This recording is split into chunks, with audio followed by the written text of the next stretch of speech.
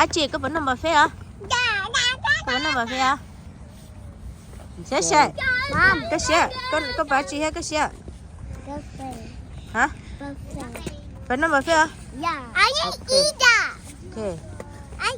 Hello baby, bye. Bye, mà xe con, nếu mà nó chưa? Nếu mà nó chưa?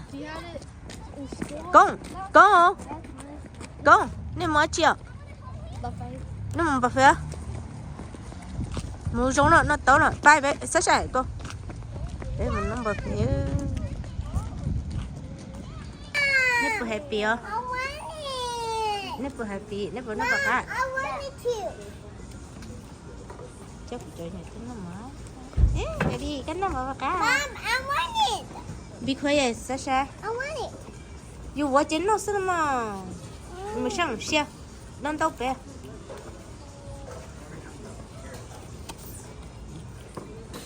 No, chưa tao bé.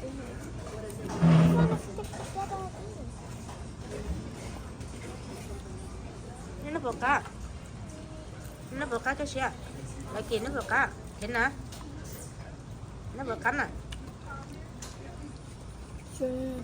Bật à? Mày chơi cái bên nó cả? Nó chơi cái chụp đó nè. Cái xe cái nó bật cái xe. Bởi vì cái nó bật cái gì? Bởi vì nó cái nó bật cái á? Cái bật cái? Cá đó? Cái cặp cái à? Nó vậy.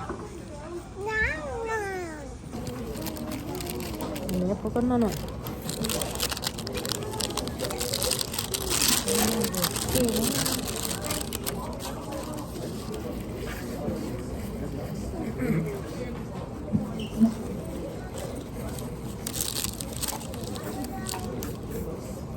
Đây nè.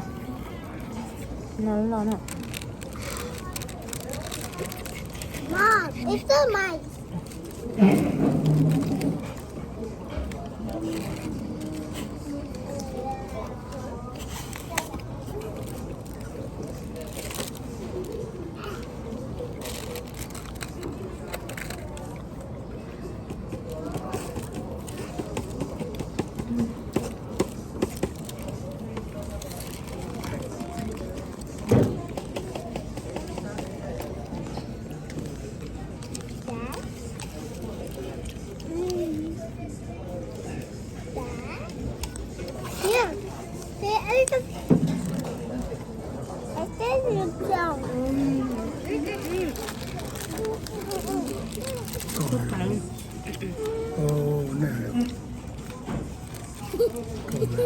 No. Don't do that. Let's go. Eat. You want to eat? Eat. Eat.